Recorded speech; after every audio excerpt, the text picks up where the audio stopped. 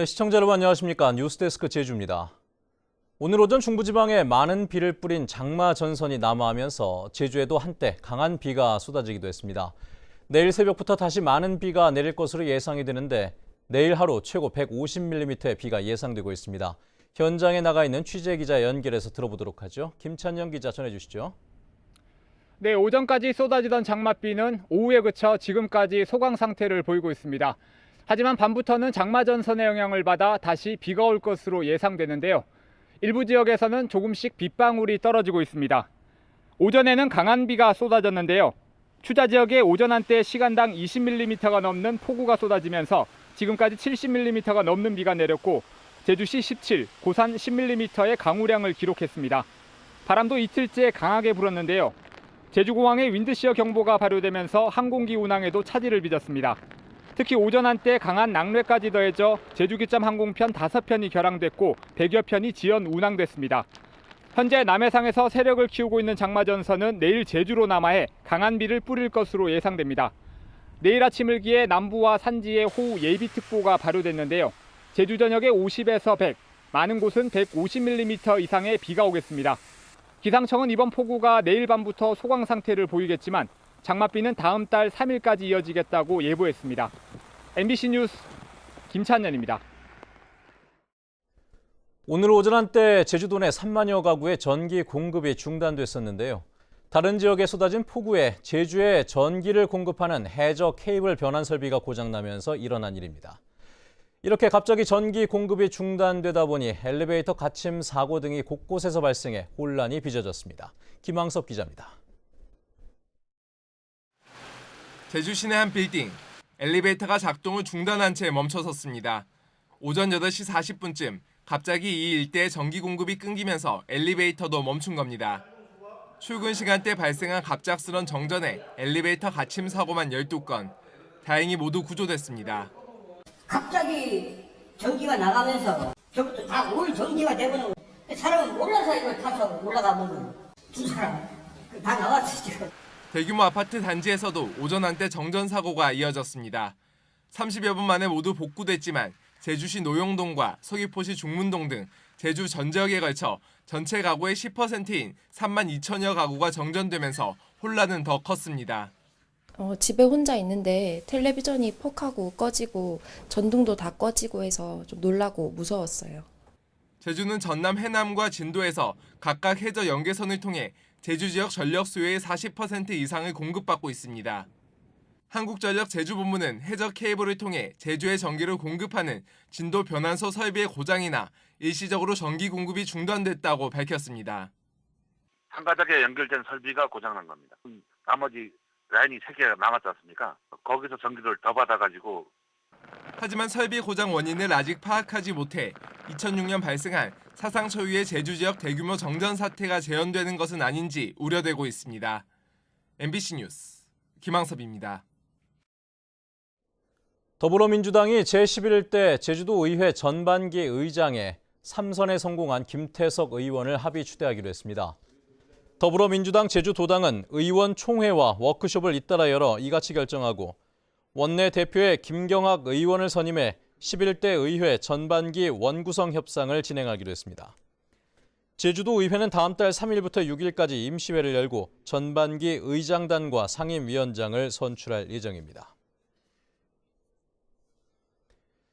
이번 제주포럼은 남북 정상회담과 북미 정상회담 이후에 개최가 되면서 한반도의 평화 정착 방안 논의에 초점을 맞추고 진행되고 있습니다. 원희룡 지사도 후속 북미 정상회담의 제주 개최를 제안하기도 했었는데요. 이소연 기자가 전해드리도록 하겠습니다. 평화의 섬 제주에 세계 각국 주요 인사들이 모였습니다.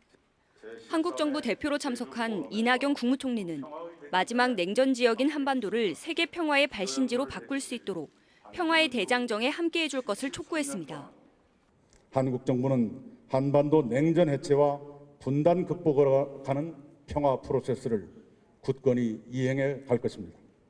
원희룡 제주도지사도 개회사를 통해 한반도의 평화 정착에 평화의 섬 제주가 역할을 할 때라며 북한 비핵화를 위한 후속 북미 정상회담의 제주 개최를 제안했습니다. 세계사에 큰 획을 긋는 역사적인 정상회담을 개최한 경험이 있고 13번째에 접어든 제주 포럼 개최 경험이 큰 힘이 될 것이라고 강조했습니다. And the symbolic significance of Jeju as the island of world peace will make Jeju the perfect place for talks to discuss the dismantlement of the Cold War structure. 특히 올해 제주 포럼은 남북 관계가 개선되는 분위기 속에 개최된 가운데 세계 평화의 섬 제주가 한반도 평화 정책을 위한 역할과 기여를 할 수 있을지 관심이 모아지고 있습니다. MBC 뉴스 이소연입니다. 원희룡 도지사는 제주 포럼에 참석한 영화배우 정우성 씨를 만나 제주와 북한을 연결하는 남북 평화 교류 협력 사업의 홍보 대사가 돼줄 것을 제안하고 예멘 난민 문제가 감정적으로 흐르지 않도록 역할을 해달라고 당부했습니다. 정우성 씨는 어제 열린 제주 포럼 난민 문제 세션에 참석해 국제사회의 일원으로서 인정받을 수 있도록 예멘 난민 문제를 인도적인 차원에서 해결해야 한다고 말했습니다. 도내 사회단체와 종교계 등이 참여하는 제주 난민 인권을 위한 범도민위원회가 결성됐습니다. 범도민위원회에는 도내 33개 시민사회와 종교단체를 비롯해 진보 정당이 참여하고 있으며 예멘 난민 신청자들을 위한 각종 지원과 연대 활동을 벌입니다. 특히 정부의 국제인권 기준에 맞는 난민 대책 마련을 촉구하고 난민들에 대한 법률적인 검토와 노동 상담 등을 지원할 계획입니다. 남북 이산가족 상봉 1차 후보 명단에 제주 서귀포시에 거주하는 80대 할아버지가 포함됐습니다.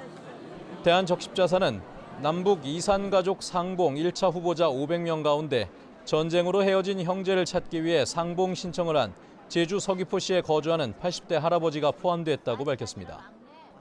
적십자사는 1차 후보 500명을 대상으로 상봉 의사와 건강 상태를 확인한 뒤 2차 상봉 후보자 250명을 선발할 계획입니다. 규모 축소로 보훈단체에 반발을 사고 있는 제주 국립묘지 조성 사업과 관련한 공청회가 오늘 정부 제주지방합동청사에서 열렸습니다. 오늘 공청회에는 국가보훈처 보훈예우국장과 환경영향평가 용역업체 관계자 등이 참석해 조성사업 추진 과정 등을 설명했습니다. 한편 공청회에 참석한 보훈단체 회원들은 빠른 조성을 요구했습니다. 입찰에서 담합행위를 한 제주 지역 레미콘 조합들이 과징금을 물게 됐습니다. 공정거래위원회는 제주 지역 3개 레미콘 조합이 지난 2015년 제주지방조달청에서 발주한 입찰에 참가하면서 사전에 투찰 수량을 합의한 뒤 높은 가격으로 투찰해 낙찰률 99% 이상으로 낙찰받았다고 밝혔습니다. 공정위는 해당 조합에 시정명령과 함께 과징금 9억 9천여만 원을 부과했습니다. 제주 서부경찰서는 호텔에서 마약을 투약한 혐의로 조사 중인 53살 허모 씨 등 2명에 대해 구속영장을 신청했습니다. 경찰에 따르면 이들의 간이 시약 검사 결과 양성 반응이 나왔고 인터넷을 통해 필로폰을 공급받았다는 허 씨의 진술을 바탕으로 마약 구입처를 추적하는 등 수사를 확대하고 있습니다. 세계 자연유산 등재의 기념일인 다음 달 2일 하루 동안 성산 일출봉과 만장굴, 검은 오름이 무료로 개방됩니다.